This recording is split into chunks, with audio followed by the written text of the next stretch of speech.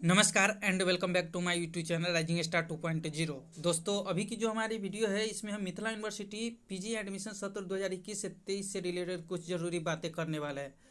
तो जैसे कि आप लोग को पता है कि मिथिला यूनिवर्सिटी दरभंगा ने पीजी एडमिशन के लिए जो है 2 दिन पहले यानी कि 25 जो है मार्च को मेरिट लिस्ट जारी किया और उसके आधार पे 5 अप्रैल तक सभी स्टूडेंट का जो है नामांकन होना है। लेकिन बहुत सारे ऐसे छात्र हैं जिनका बहुत सारा प्रॉब्लम भी है और वैसे छात्र जो कि बार बार कमेंट कर रहे हैं, उन सभी छात्रों के लिए वीडियो काफ़ी इंपॉर्टेंट होने वाली है। और साथ ही वैसे छात्र जो जिनका मेरिट लिस्ट में नाम आ चुका है लेकिन उन्हें ये नहीं समझ में आ रहा है कि आखिर वो दूसरे यूनिवर्सिटी के हैं तो उन्हें माइग्रेशन देना पड़ेगा या नहीं देना पड़ेगा, तो उन सभी छात्रों के लिए वीडियो काफ़ी इंपॉर्टेंट होने वाली है। तो अगर आप हमारे चैनल पर नए हैं तो चैनल को सब्सक्राइब करके बेल आइकन प्रेस कर लेंगे ताकि बिहार के सभी यूनिवर्सिटी की खबर सबसे पहले मिलती रहे।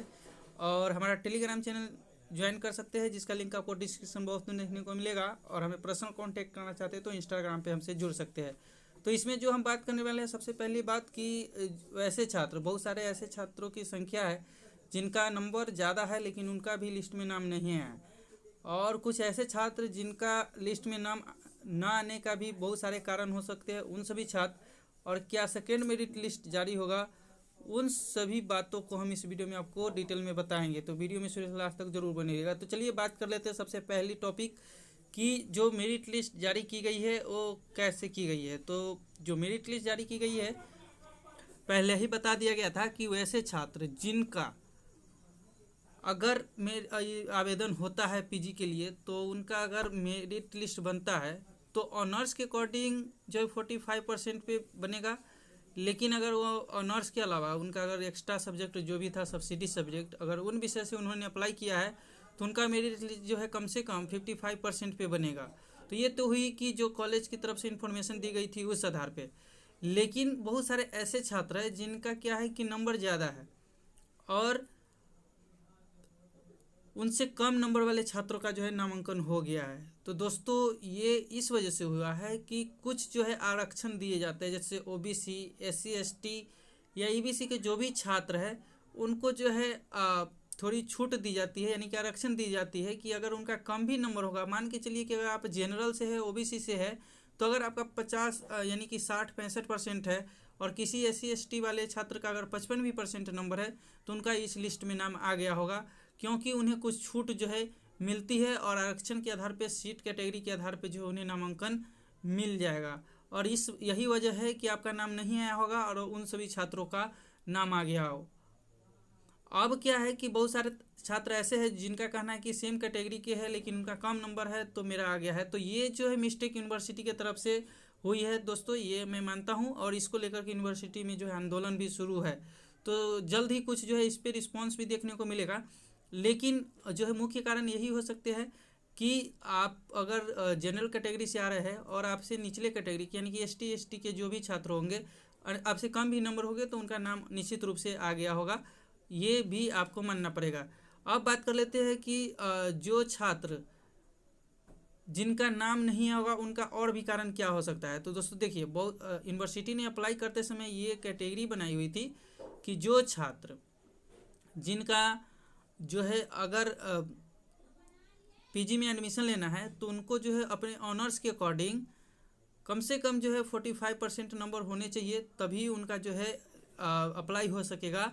और अगर वो सब्सिडी विषय से करते हैं तो उनका 55% होना चाहिए। और बहुत सारे ऐसे छात्र हैं जिनका जो है सब्सिडी लेकर के, ऑनर्स पेपर सब लेकर के जो है 60% से ऊपर नंबर है, लेकिन उनका ऑनर्स में जो है 45 है या 50 के समक्ष है, तो उनसे अप्लाई किए हैं वो तो सही बात है। लेकिन बहुत सारे ऐसे छात्र हैं जिनका सब्सिडी सब्जेक्ट था और उसमें भी 50% ही नंबर है, लेकिन उससे उन्होंने अप्लाई कर दिया है, तो वैसे छात्र का भी नाम नहीं आया होगा। मान के चलिए कि आपका जो है टोटल 500 से ऊपर नंबर है और लेकिन आपके जो ऑनर्स है उसमें अगर 45% के अकॉर्डिंग नंबर है तो ठीक है। लेकिन अगर आप सब्सिडी विषय से, यानी कि बहुत सारे छात्र ऐसे होते हैं जिनका सब्सिडी विषय होता है और सब्सिडी विषय फर्स्ट और सेकेंड ईयर में होते हैं, तो उसके आधार पर अगर आपका 55% से कम नंबर है आपके जो भी सब्सिडी सब्जेक्ट है उसमें, और अगर आपने उससे अप्लाई किया हुआ होगा और आपका नंबर उसके अकॉर्डिंग नहीं होगा तो भी आपका नाम नहीं आया होगा।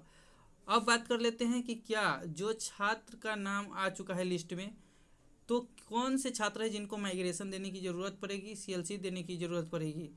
तो दोस्तों जो भी छात्र अदर यूनिवर्सिटी से होंगे, जैसे कि मिथिला यूनिवर्सिटी को छोड़ करके दूसरे यूनिवर्सिटी के छात्र हैं, उन सभी को माइग्रेशन के साथ साथ सीएलसी भी देने पड़ेंगे अगर एडमिशन के लिए जाते हैं तो। लेकिन जो मिथिला यूनिवर्सिटी के छात्र हैं उन सभी को क्या करना है कि जो आपने ऑनलाइन मार्कशीट डाउनलोड किया हुआ था वही आप अपलोड करेंगे, और आपको अभी सीएलसी और माइग्रेशन देने की ज़रूरत नहीं है, क्योंकि ये सारी जो है अभी कागजात यूनिवर्सिटी ने कॉलेज को नहीं भेजा है। और यही कारण है कि अभी किसी छात्र के पास ना ओरिजिनल मार्कशीट है और ना माइग्रेशन है जो LNMU से है। लेकिन ये जो दूसरे यूनिवर्सिटी से कर चुके हैं ग्रेजुएशन, तो उनके पास निश्चित रूप से जो है माइग्रेशन और सीएलसी होनी चाहिए, तभी उनका नामांकन जो हो सकेगा। तो आई होप आप समझ गए होंगे कि आप अगर अदर यूनिवर्सिटी के हैं तो आपको ये लगेंगे, लेकिन जो LMNU से है उन्हें सिर्फ मार्कशीट जो है ऑनलाइन जो है वही लेकर के जाना होगा, और उसी के आधार पर प्रोविजनल जो है नामांकन होगा। और जब मेरिट लिस्ट यानी कि ओरिजिनल मार्कशीट और सीएलसी आ जाएगी तो फिर से उन्हें जो है वेरिफिकेशन एक बार करवाना होगा। अब बात कर लेते हैं कि क्या सेकेंड मेरिट लिस्ट जारी होगा।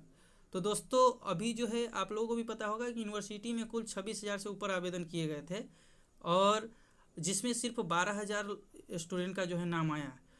तो निश्चित रूप से जो है सेकेंड मेरिट लिस्ट जारी किया जाएगा, और अब जो जारी किया जाएगा लिस्ट वो विषय के अकॉर्डिंग, यानी कि जो है यूनिवर्सिटी मौका देगी छात्रों को कि अपना विषय चेंज कर करके फिर से अप्लाई कीजिए, और इस विषय में आप अप्लाई कीजिएगा तो आपका नामांकन होगा। तो निश्चित रूप से सेकेंड मेरिट लिस्ट भी जारी होगा।